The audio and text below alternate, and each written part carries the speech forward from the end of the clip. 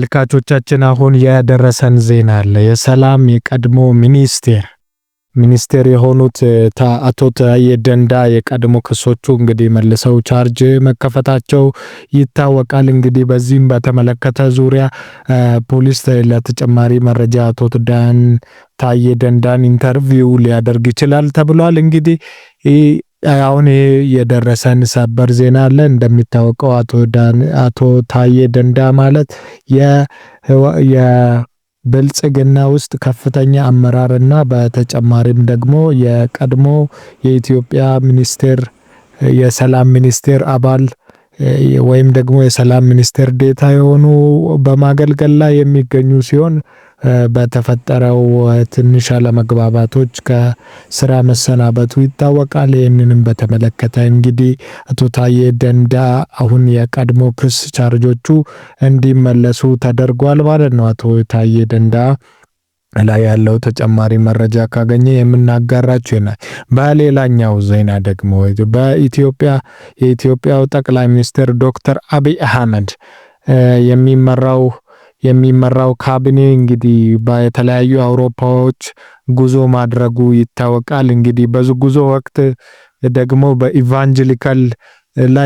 በኢቫንጀሊካል ዩሮፕ ካውንስል በሚባለው ፕሮግራም ላይ መልእክት አስተላልፈዋል። ሲናገሩም እንግዲህ ሁላችንም ለሰላም መትጋት አለብን ብለው በመናገር እንግዲህ ኢቫንጀሊካል ወርልድ አሶሲዬሽን ይህንን እንደዘገበ እንግዲህ ቴሌግራፍ ዋቢ አድርጎ አዲስ ስታንዳርድ ዘግቧል።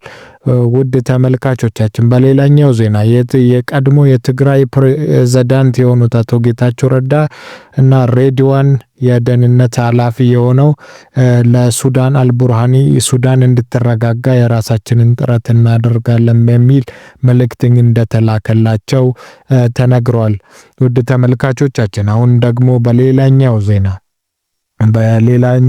በደረሰን ደግሞ የህዋቱ የዶክተር ደብረጽዮን ቡድን እንግዲህ ላፕቶፕ እንደተሰረቀበት ይታወቃል። ሁለት ላፕቶፖቹ ላይ ከፍተኛ ወታደራዊና ኦፕሬሽናዊ ሰነድ እንደተገኘ እየተነገረ ይገኛል። እንግዲህ ይህ ሰነድ እንደሚያስረዳው በትግራይና በኢትዮጵያ መካከል እንግዲህ ጦርነት ለመፍጠር የሚያስችል ኦፕሬሽናል ዋር ጌም ፕላን እንደሆነ ይነገራል። እንግዲህ በዚህም ተጨማሪ ደግሞ እንግዲህ ተጨማሪ መረጃዎች ከኢሳያስ አፈወርቂ ጋር ያሉትን ኮንታክት ሊስቶችን እንዳቀፈ ይነገራል። እንግዲህ እንደምታወቀው ላፕቶፕ የትግራይን ኮማንድ ሴንትራል ኮማንድ እና ዲፌንስ ፎርስን የሚስጥር የያዘ ነው ተብሎለታል። የሚስጥር እንግዲህ አሁን የሚገኘው ትግራይ ፒስ ፎርስ በሚባለው እጅ እንደሆነና በአፋር አካባቢ ይሄ ህዝብ እንደሚገኝ ይህንንም በተመለከተ ደግሞ ኢሳያስ አፈወርቂ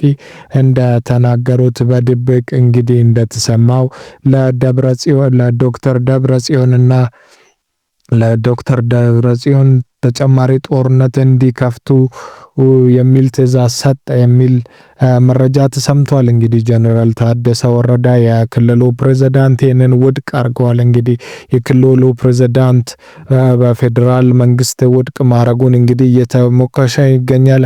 ከፍተኛ የሰነድ እንደተገኘው ደግሞ ፌዴራል መንግስት ወዱ ወረደውን እንደ ታማኝ እየቆጠረ ይገኛል። እንግዲህ ወዱ ወረደ ትክክለኛ ሰው ነው በማለት እንግዲህ ፌዴራል መንግስት እንደዚህ እያሰበ ይገኛል።